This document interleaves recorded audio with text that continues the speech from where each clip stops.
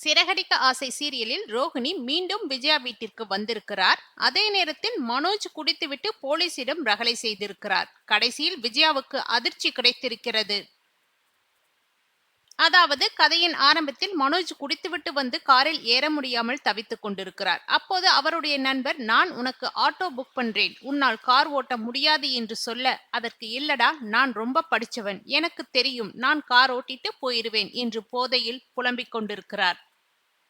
அந்த நேரத்தில் அங்கு வந்த போலீஸ் அதை பார்த்து மனோஜின் ஃப்ரெண்ட் ஓடி போய் விடுகிறார். உடனே போலீஸ் மனோஜிடம் வந்து விசாரிக்கின்றனர். அப்போது அங்கிருந்த கான்ஸ்டபிள் பெயர் ரோகிணி என்றதும் மனோஜுக்கு கோபம் வருகிறது. இவ ஏமாத்துவா, இவளுக்கு 2 புருஷன் என்று சொல்லிக்கொண்டே இருக்கிறார். இதனால் இன்ஸ்பெக்டர் கோபமாக மனோஜை ஸ்டேஷனுக்கு கூட்டிட்டு போக கிளம்புகிறார். அப்போது முத்து அந்த பக்கமாக வந்து மனோஜை பார்த்ததும் பதறிப்போய் என்னவென்று விசாரிக்க நடந்த விஷயத்தை இன்ஸ்பெக்டர் சொல்கிறார். உடனே முத்து, ரோகிணி என்ற பெயரை கேட்டதும் தான் மனோஜ் இப்படி சொல்லிட்டான் என்று சொல்கிறார். அவனுடைய பொண்டாட்டி பெயர்தான் ரோகிணி. அந்த பொண்ணுக்கு ஏற்கனவே கல்யாணமாகி இருக்கு. ஆனா அதை மறைத்து இவனை கல்யாணம் பண்ணிட்டா. அந்த உண்மை இப்பத்தான் தெரிஞ்சது. அதனால் அதிர்ச்சியில் தான் இப்படி குடிச்சிட்டு வந்திருக்கான். அத பெயரை கேட்டதும் தான் இப்படி பேசிட்டான் என்று மன்னிப்பு கேட்டு மனோஜை அங்கிருந்து வீட்டுக்கு கூட்டிட்டு வருகிறார். மறுபக்கத்தில் சிந்தாமணி விஜயா வீட்டிற்கு வந்து அழுது கொண்டிருக்கிறார்.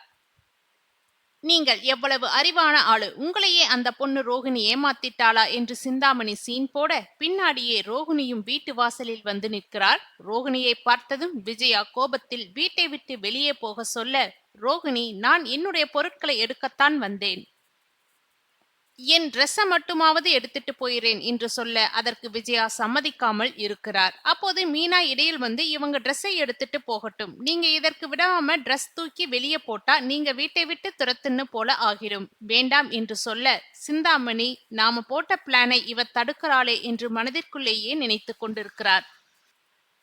அந்த நேரத்தில் அங்கு வந்த முத்து மனோஜை வீட்டிற்குள் கூட்டிக் கொண்டு வருகிறார். ரோகிணி இதை பார்த்ததும் அழுது கொண்டிருக்கிறார். அப்போது மனோஜ் ரோகிணியை வீட்டை விட்டு போக சொல்லி புலம்புகிறார். அதை பார்த்து விஜயா வருத்தப்படுகிறார். என் பையனை இப்படி குடிக்க ஆரம்பிச்சிட்டானே, அதுக்கு நீதான் காரணம் என்று ரோகிணியை துரத்தி விடுகிறார். அத்தோடு, நீதான் இவனுக்கு வாங்கி கொடுத்தியா என்று முத்துவிடம் கேட்க, அதற்கு முத்து, அவன் குடிச்சிட்டு ரகளைத்தை பண்ணிட்டு இருந்தான், நான் தான் காப்பாத்தி கூட்டிட்டு வந்தேன் என்று சொல்கிறார்.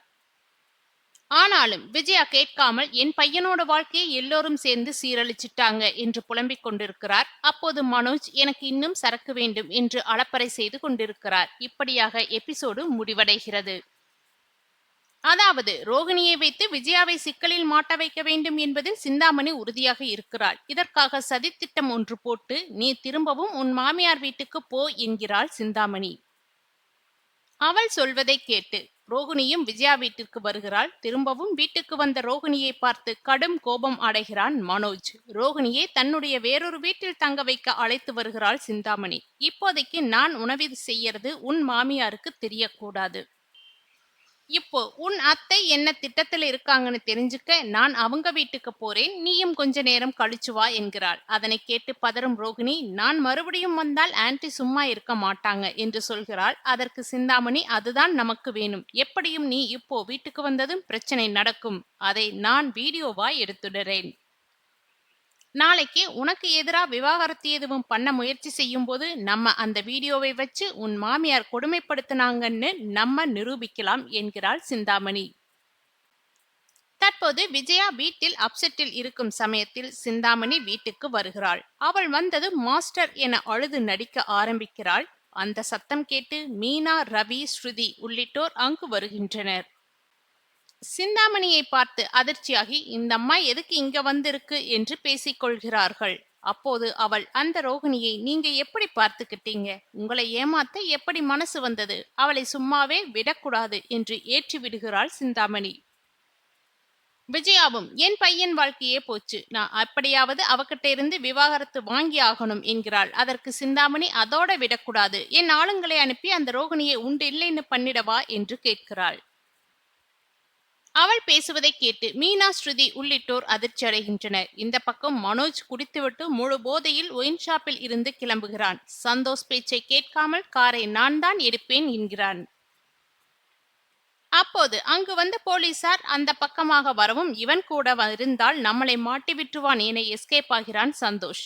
மனோஜிடம் பெண் போலீஸ் வந்து விசாரணை நடத்துகின்றனர். அப்போது அங்கிருக்கும் போலீஸ் ஒருவரின் பெயர் ரோகிணி என்று தெரிய வர, இவளுக்கு 2 கல்யாணம் ஆகிருச்சு என்கிறான் மனோஜ். இதனால் அவனை வேனில் ஏற்றி அழைத்து செல்கின்றனர். அந்த சமயத்தில் அங்க வரும் முத்து இதனை பார்த்து கடும் அதிர்ச்சி அடைகிறான். உடனே வந்து போலீசிடம் மனோஜுக்காக பேசுகிறான். அவன் மனைவி பேரும் ரோகிணி. இதனால் அப்படியெல்லாம் பேசியிருப்பான், விட்டுருங்க மேடம் என்கிறான் மனோஜ். இதனை அடுத்து போலீசும் மனோஜை விட்டு விடுகின்றனர். இந்த பக்கம் ரோகிணி வீட்டுக்கு வர அவளை பார்த்ததும் விஜயா கோபத்தில் கொந்தளிக்கிறாள். அதன் பின்னர் சிந்தாமணி நடக்கும் விஷயங்களை எல்லாம் வீடியோ எடுக்க ஆரம்பிக்கிறாள். ரோகிணி என்னோட ட்ரெஸ்ஸை மட்டும் எடுத்துக்கிறேன் ஆன்ட்டி என்கிறாள். அதற்கு விஜயா நீ வீட்டுக்குள்ளேயே வரக்கூடாது என்று சொல்லி அவருடைய பொருட்களை எடுத்து வந்து தூக்கி எறிகிறாள். இதையெல்லாம் பார்த்து சந்தோஷத்துடன் வீடியோ எடுக்கிறாள் சிந்தாமணி. அந்த சமயத்தில் மனோஜை முழு போதையுடன் வீட்டுக்கு அழைத்து வருகிறான் முத்து. வீட்டில் ரோகிணியை பார்த்து கடும் கோபம் அடைகிறான் முத்து. இவளை எதுக்கு வீட்டுக்குள்ள விட்டீங்கம்மா, வெளியே துரத்துங்க என்று கத்துகிறான். ரோகிணி அவனிடம் பேச முயற்சி செய்ய, மறுபடியும் சேர்ந்து வாழலாம் சொல்லி வந்தியா?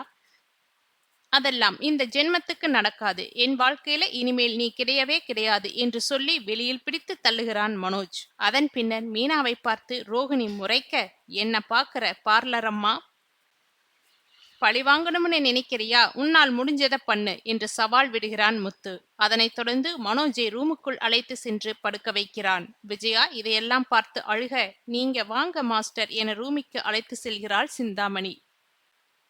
இதனைத் தொடர்ந்து என்ன நடக்கப் போவது என்பதை அடுத்து வரும் சிறகடிக்க ஆசை சீரியல் எபிசோடில் பார்க்கலாம். அதாவது ரோகிணி ஏற்கனவே திருமணமானவர் என்று அவரது மகன்தான் கிரிஷ் என்பதும் ஒட்டுமொத்தமாக எல்லா குடும்பத்தினருக்கும் தெரிய வந்துவிட்டது. அதனால் ரோகிணியை வீட்டை விட்டு துரத்திவிட்டு அடுத்து இந்த சீரியல் கதை எப்படி நகரப்போகிறது என ரசிகர்கள் எதிர்பார்ப்பில் இருக்கின்றனர். சிறகடிக்க ஆசை தொடரில் அடுத்த வாரத்தில் இருந்து ஒரு மாற்றம் வர இருக்கிறது. இனி தினமும் 1 மணி நேரம் எபிசோடு வர இருக்கிறது. இரவு 9 மணி முதல் 10 மணி வரை சிறகடிக்க ஆசை ஒளிபரப்பாகி இருக்கிறது. பிக் பாஸ் ஷோ இந்த வாரத்தோடு நிறைவு பெறுவதால் இந்த மாற்றம் செய்யப்பட்டிருக்கிறது.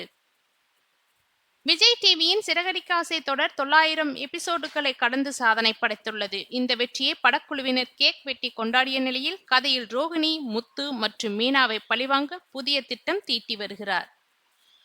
வெற்றி தொடர்களில் ஒன்றான சிறகடிக்க ஆசை தற்போது ரசிகர்களை சீட்டின் நுனிக்கே கொண்டு வரும் அளவிற்கு விறுவிறுப்பான திருப்பங்களுடன் ஒளிபரப்பாகி வருகிறது. ஒருபுறம் கதையில் அனல் பறக்கும் மோதல்கள் நடந்து கொண்டிருந்தாலும் மறுபுறம் படப்பிடிப்பு தளத்தில் ஒரு வரலாற்று மைல்கல்லை எட்டிய மகிழ்ச்சியில் படக்குழுவினர் திளைத்து வருகின்றனர்.